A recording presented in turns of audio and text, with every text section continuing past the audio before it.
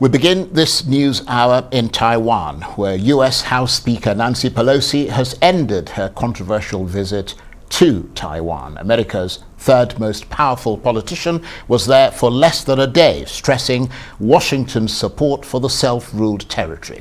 China, which had strongly warned against the trip, has now begun military maneuvers around the island. Arise chief correspondent John Cookson reports. China is seething over the Pelosi visit to Taiwan. Beijing has declared 6 large exclusion zones around the island and carried out military drills as a show of both anger and of strength.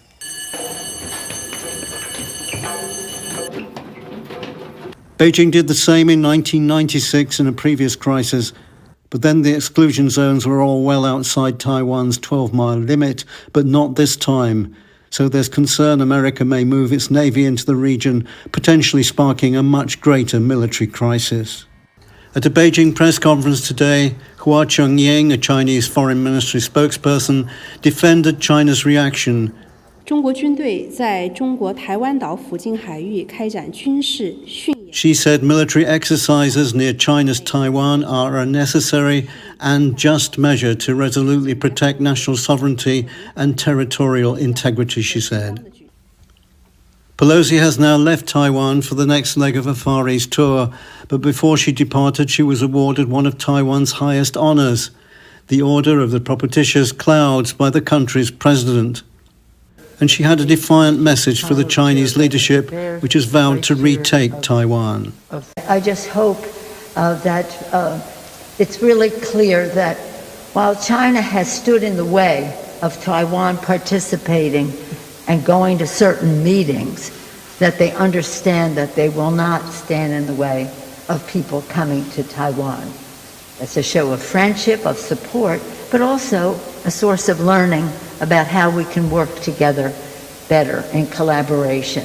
台湾的蔡英文之流抱着美国的粗腿不放。 Chinese Foreign Minister Wang Li was unimpressed. He said the US House Speaker had committed a malicious violation of China's sovereignty, and those who offend Beijing will be punished, he said.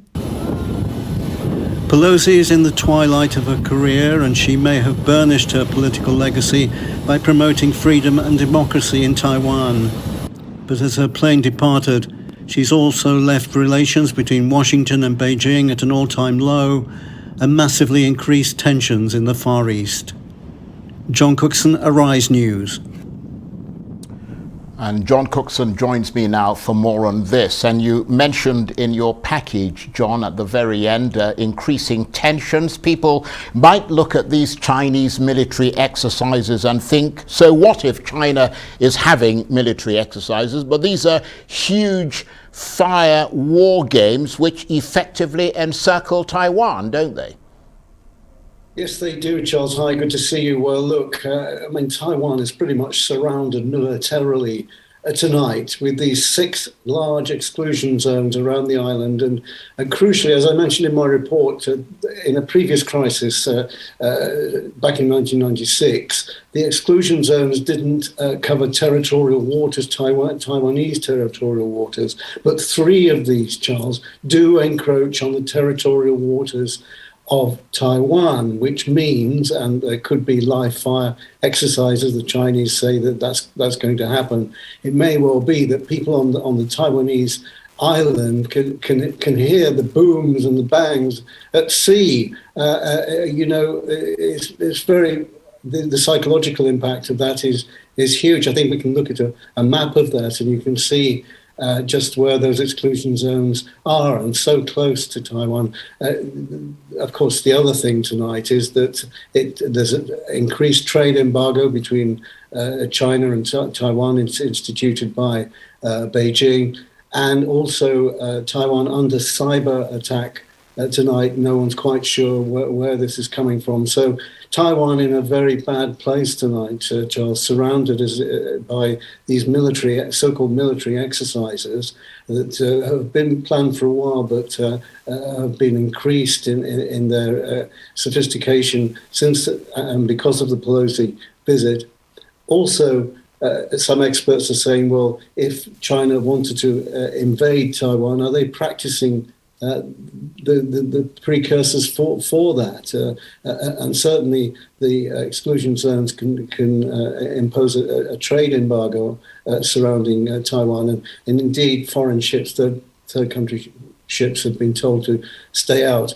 Now, these exclusion zones continue until Sunday, so we'll have to wait and see whether Chinese warships and aircraft enter Taiwanese airspace and territorial waters. And if that happens, Charles, it's effectively an invasion of Taiwan by China. So serious developments. We don't know where this is all going tonight, but certainly tensions ratcheting up to a great degree in the Far East at the moment. And John, I mean, Nancy Pelosi got quite a rousing reception in Taiwan, but I'm wondering why people there are so pleased to have her there, because beyond the symbolism that you talked about, all this visit, as you mentioned, seems to have done is to ratchet up tension between China, Taiwan and the US. Yes, you're right, but it's all about independence, isn't it, Charles? And this visit, the most important in 25 years by a US politician, is hugely comforting for the Taiwanese, and they will for sure use it as a propaganda event to say to the rest of the world, we're an independent nation from China, and what happened in 1949. When Chiang Kai-shek fled China and established a government in Taiwan. This is all of our history. But here in 2022, Charles, only 15 nations around the world actually recognize Taiwan as an independent state. But for sure, this is a very useful visit to have a political superstar from the US visiting, and the Taiwanese will use that. Not only domestically to boost the government there, but also internationally to put forward their views for the rest of the world. Charles. But of course, as you pointed out, John, pretty serious what China has already done about this. I mean, what more could they do if this doesn't deter politicians from the US traveling to China in the future? I guess we're entering into the realm of speculation. We are, but I mean, let's be honest. I mean, with these 6 big exclusion zones, they've surrounded militarily Taiwan, and the next step, Charles, frankly, is a full-scale invasion. So this is China sending a very strong warning signal that this could happen, and maybe this is a test run for that. We don't know. And of course, thoughts always go back to the Ukraine-Russia situation, where no one quite thought that Russia would invade Ukraine, or at least the general consensus was that Russia wouldn't invade. It was all war games and they were massing on the border. But in fact, at the end of February, they did invade. So we have to take these events very, very seriously indeed.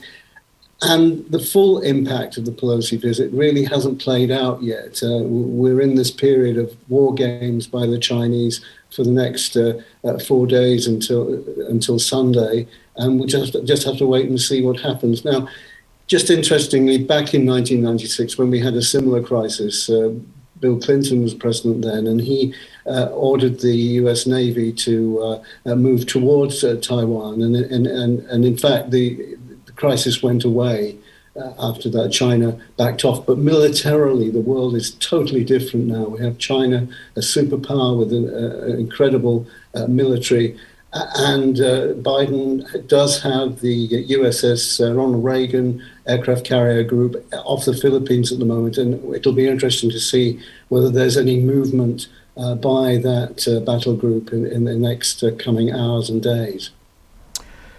Well, extraordinary, isn't it? A 24-hour visit with a fallout that could have major implications. John, thanks very much indeed. John Cookson, Arise Chief Correspondent there.